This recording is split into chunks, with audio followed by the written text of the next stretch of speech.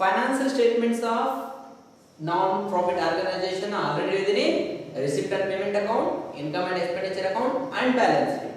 So ನಾನು ಇವಾಗ format ಅನ್ನು ತಿಳಿಸಿಕೊಡ್ತಿದ್ದೇನೆ. Form of receipt and payment account. So receipt and payment account is just like a cash book ಅಂತ ಹೇಳಿದೆ.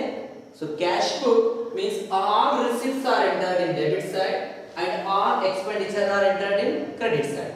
ನೋಡಿ ಇಲ್ಲಿ ಯಾವುದೇ ರಿಸಿಪ್ಟ್ಸ್ ಇರಲಿ, whether it may be capital receipt or revenue receipts.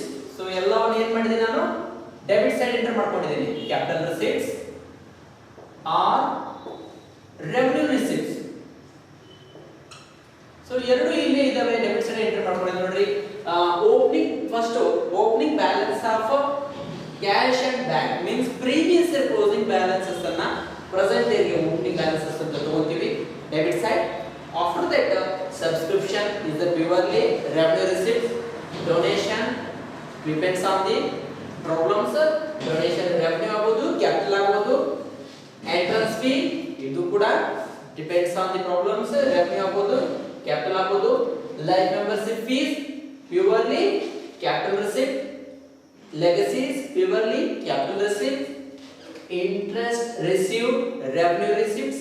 And locker rent, sale of old sports materials and other receipts ಎಲ್ಲ revenue receipts. So ನೋಡಿ ಇಲ್ಲಿ revenue ಆಗಲಿ ಕ್ಯಾಪಿಟಲ್ ಆಗಲಿ ಎರಡು ಡೆಬಿಟ್ ಸೈಡ್ ಎಂಟರ್ ಮಾಡ್ತೀನಿ. ಹಾಗಾದ್ರೆ ಕ್ರೆಡಿಟ್ ಸೈಡ್ ಏನು ಮಾಡ್ತೀನಿ? ಕ್ಯಾಪಿಟಲ್ ಎಕ್ಸ್ಪೆಂಡಿಚರ್ಸ್ and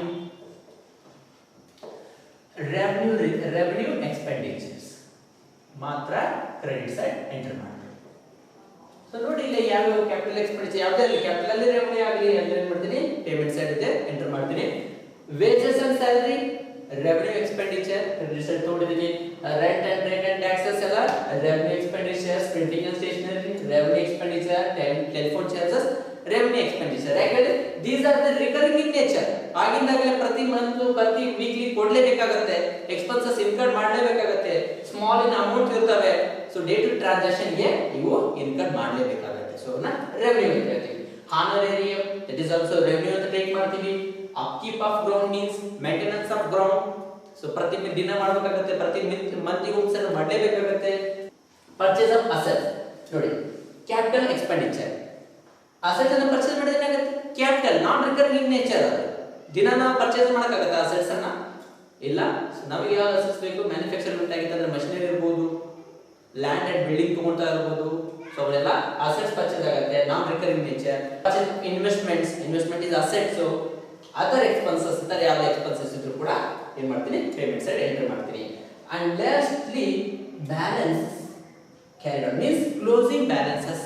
ಎಷ್ಟು ಕ್ಯಾಶ್ ಬ್ಯಾಲೆನ್ಸ್ ಉಳಿತು, ಎಷ್ಟು ಬ್ಯಾಂಕ್ ಬ್ಯಾಲೆನ್ಸ್ ಉಳಿತು ಅನ್ನೋದನ್ನ ಹಾಕ್ತೀನಿ. So debit side and credit side both side match ಆಯ್ತು ಅಂದ್ರೆ ನಮ್ಮ ಆರ್ ಬಿ ಅಕೌಂಟ್ ಕರೆಕ್ಟ್ ಇದೆ. ನಮ್ದು ಎಷ್ಟು ಇನ್ಕಮ್ ಬಂತು, ಎಷ್ಟು ರಿಸಿಪ್ಟ್ ಆಯ್ತು, ಎಷ್ಟು ಪೇಮೆಂಟ್ಸ್ ಆಯ್ತು and at the end balance ಎಷ್ಟು ಉಳಿತು ಎರಡು ಟ್ಯಾಲಿ ಆಯ್ತು ಅಂದ್ರೆ so R B account correct ಇದೆ ಅಂತ ಅರ್ಥ. ಸೊ ಈಗ ನೆಕ್ಸ್ಟ್ ನಾನು form of income and expenditure account ತಿಳಿಸ್ಕೊಡ್ತೇನೆ.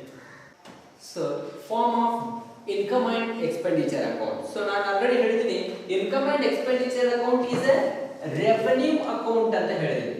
Revenue account means only revenue items ಅನ್ನ ಮಾತ್ರ ನಾವು ಇಲ್ಲಿ ಎಂಟ್ರಿ ಮಾಡ್ತೀವಿ.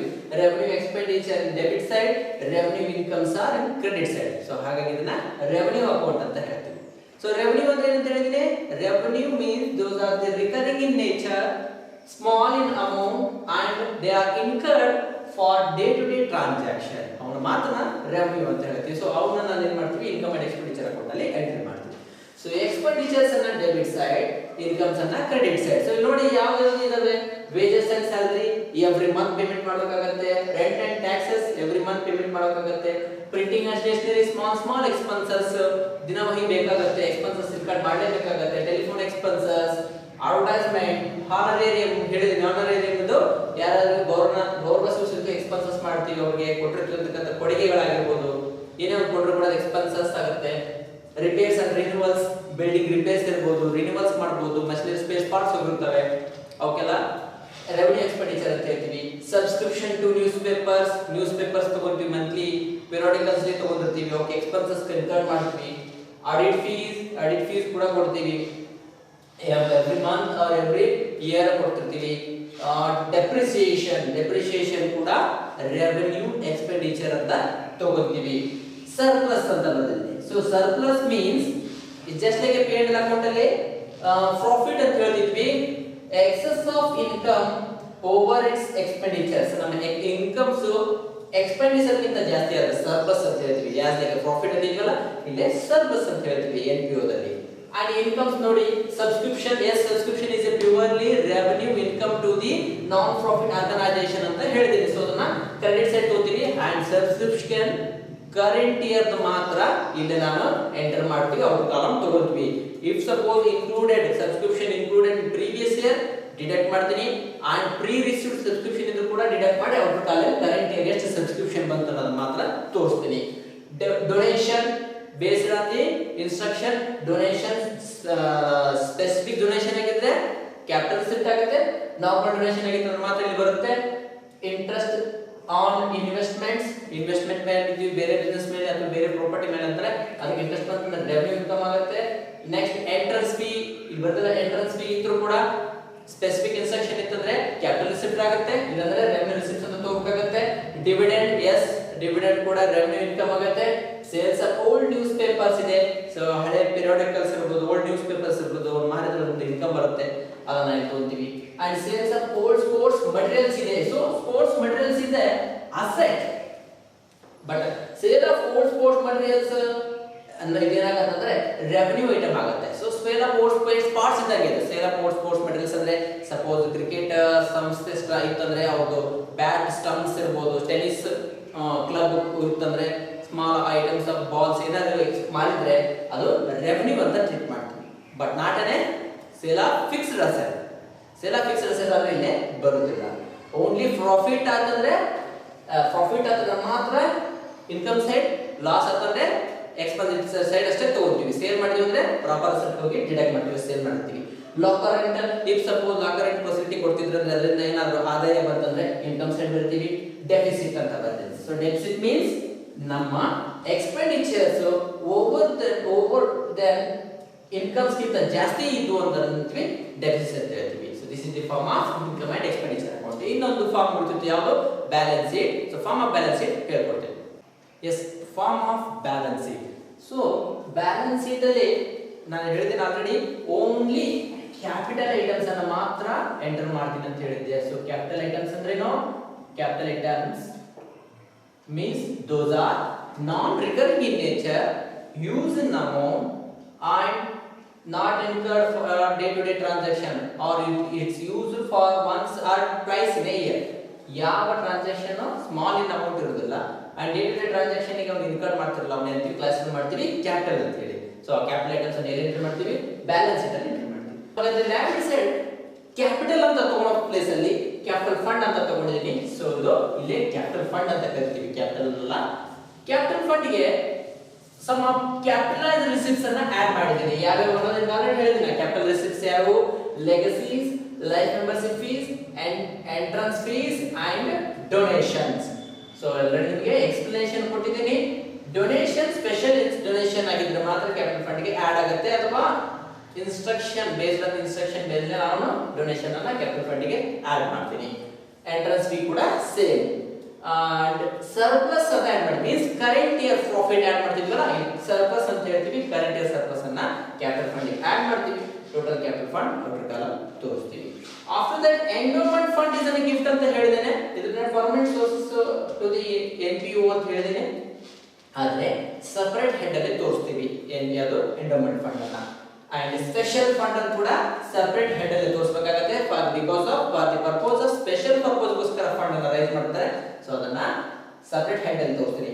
ಇಫ್ ಸಪೋಸ್ ಆ ಫಂಡ್ ಇಂದ ಏನಾದರೂ ಎಕ್ಸ್ಪೆನ್ಸಸ್ ಇನ್ಕರ್ಡ್ ಮಾಡಿದ್ರೆ ಡೈರೆಕ್ಟ್ಲಿ ಇಲ್ಲಿ ಲೆಸ್ ಮಾಡ್ತೀನಿ. ಆ ಫಂಡ್ ಇಂದ ಏನಾದರೂ ಇನ್ಕಮ್ ಅರ್ನ್ ಆಗಿದ್ರೆ ಡೈರೆಕ್ಟ್ಲಿ ಇಲ್ಲಿ ಬಂದು ಆಡ್ ಮಾಡ್ತೀನಿ. And lastly outstanding expenses and pre received incomes ಅನ್ನು ಏನ್ ಮಾಡ್ತೀನಿ? ಲಯಬಿಲಿಟಿ ಸೈಡ್ ತೋರಿಸ್ತೀನಿ. ಔಟ್ಸ್ಟ್ಯಾಂಡಿಂಗ್ ಎಕ್ಸ್ಪೆನ್ಸಸ್ ಅಂದ್ರೆ ಯಾವ್ದಾದ್ರು ಎಕ್ಸ್ಪೆನ್ಸಸ್ ಅನ್ನ ಬಾಕಿ ಉಳಿಸ್ಕೊಂಡಿದೆ ಅಂತಂದ್ರೆ, say for example rent outstanding ಉಳಿಸ್ಕೊಂಡ್ವಿ, ಸ್ಯಾಲರಿ ಕೊಡಬೇಕಾಗಿತ್ತು ಔಟ್ಸ್ಟ್ಯಾಂಡಿಂಗ್ ಉಳಿಸ್ಕೊಂಡ್ವಿ, ವೇಜಸ್ ಕೊಡಬೇಕಾಗಿತ್ತು ಔಟ್ಸ್ಟ್ಯಾಂಡಿಂಗ್ ಉಳಿಸ್ಕೊಂಡ್ವಿ. ಸೊ ಅವೆಲ್ಲ ಏನಾಗ್ತವೆ? ಲಯಬಿಲಿಟಿ ಆಗುತ್ತೆ. ಪ್ರೀ ರಿಸೀವ್ಡ್ ಇನ್ಕಮ್ ಮೀನ್ಸ್ ಈ ವರ್ಷದಲ್ಲ, ನೆಕ್ಸ್ಟ್ ಇಯರ್ದು ಅಡ್ವಾನ್ಸ್ ಆಗಿ ಇನ್ಕಮ್ ಈ ವರ್ಷನೇ ರಿಸೀವ್ ಆಯ್ತು ಅಂತಂದ್ರೆ ಅವನ ಪ್ರೀ ರಿಸೀವ್ಡ್ ಇನ್ಕಮ್ ಅಂತ ಹೇಳ್ತೀವಿ. ಅವನ ಏನ್ ಮಾಡ್ತೀನಿ ಲಯಬಿಲಿಟಿ ಸೈಡ್ ಆಗುತ್ತೆ. ಎಕ್ಸಾಂಪಲ್ ಪ್ರೀ ರಿಸೀವ್ಡ್ ಸಬ್ಸ್ಕ್ರಿಪ್ಷನ್ ಇರ್ಬೋದು, ಪ್ರೀ ರಿಸೀವ್ಡ್ ಇನ್ಕಮ್ಸ್, ಇಂಟ್ರೆಸ್ಟ್ ಯಾವ್ದಾದ್ರು ಇರ್ಬೋದು, ಅದರಿಂದ ಲಯಬಿಲಿಟಿ ಆಗುತ್ತೆ, ಲಯಬಿಲಿಟಿ ಸೈಡ್.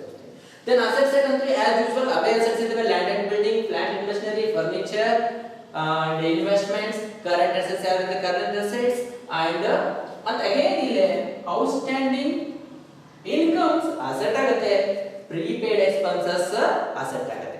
ಯಾವ್ದಾದ್ರು ಇನ್ಕಮ್ ಔಟ್ಸ್ಟ್ಯಾಂಡಿಂಗ್ ಉಳಿದ್ರೆ, ಸಪೋಸ್ ಸಬ್ಸ್ಕ್ರಿಪ್ಷನ್ ಔಟ್ಸ್ಟ್ಯಾಂಡಿಂಗ್ ಉಳಿದ್ರೆ ಅಸೆಟ್ ಆಗುತ್ತೆ, ಸಬ್ಸ್ಕ್ರಿಪ್ಷನ್ ಫ್ರೀ ರಿಸೀವ್ಡ್ ಆದ್ರೆ ಲಯಬಿಲಿಟಿ ಆಗುತ್ತೆ. ಇನ್ಕಮ್ ಔಟ್ಸ್ಟ್ಯಾಂಡಿಂಗ್ ಉಳಿದ್ರೆ ಅಸೆಟ್ ಆಗುತ್ತೆ, ಇನ್ಕಮ್ ಫ್ರೀ ರಿಸೀವ್ಡ್ ಆದ್ರೆ ಲಯಬಿಲಿಟಿ ಆಗುತ್ತೆ. ಎಕ್ಸ್ಪೆನ್ಸಸ್ ಪ್ರೀಪೇಡ್ ಆದ್ರೆ ಅಸೆಟ್ ಆಗುತ್ತೆ, ಎಕ್ಸ್ಪೆನ್ಸಸ್ ಔಟ್ಸ್ಟ್ಯಾಂಡಿಂಗ್ ಉಳಿದ್ರೆ ಲಯಬಿಲಿಟಿ ಆಗುತ್ತೆ. ಇವೆರಡನ್ನು ನೀವು ಆಲ್ರೆಡಿ ನಾನ್ ಟ್ರೇಡಿಂಗ್ ಕನ್ಸರ್ನ್ ನಲ್ಲಿ ಕೂಡ ಕಲ್ತಿದ್ದೀರಿ, ನಾನ್ ಟ್ರೇಡಿಂಗ್ ಕನ್ಸರ್ನ್ ನಲ್ಲಿ ಕೂಡ ಹಾಗೆ ನಾವು ರಿಪೀಟೆಡ್ ಆಗ್ತೇವೆ. ಸೊ ಇದು ಬಿಟ್ರೆ ಮತ್ತೇನಿಲ್ಲ. ಯಾಕೆ ನಾನು ಫಾರ್ಮ್ಸ್ ಅನ್ನ ಹಾಕಿದ್ದೆ ಅಂದ್ರೆ ದಟ್ ಡಿಫರೆನ್ಸಸ್ ಗೊತ್ತಾಗಬೇಕು. NPO trading concern means trading concern ಹೇಗೆ accounting accounts panel accounts prepare ಮಾಡ್ತಿದ್ರು ಅಂಡ್ ನಾನ್ ಟ್ರೇಡಿಂಗ್ ಕನ್ಸರ್ನ್ ಹೇಗೆ ಫೈನಾನ್ಸ್ ಸ್ಟೇಟ್ಮೆಂಟ್ಸ್ ಪ್ರಿಪೇರ್ ಮಾಡ್ತಾರೆ, ಡಿಫರೆನ್ಸಸ್ ಏನು ಅನ್ನೋದಕ್ಕೋಸ್ಕರ ನಾನು ಫಾರ್ಮ್ ಹಾಕಿದ್ದೀನಿ. ಸೊ ಈಗ ನೆಕ್ಸ್ಟ್ ಕ್ಲಾಸಸ್ ಅಲ್ಲಿ ನಾನು ಬೇಸಿಕ್ ಪ್ರಾಬ್ಲಮ್ಸ್ ಅನ್ನ ಸ್ಟಾರ್ಟ್ ಮಾಡ್ತೇನೆ.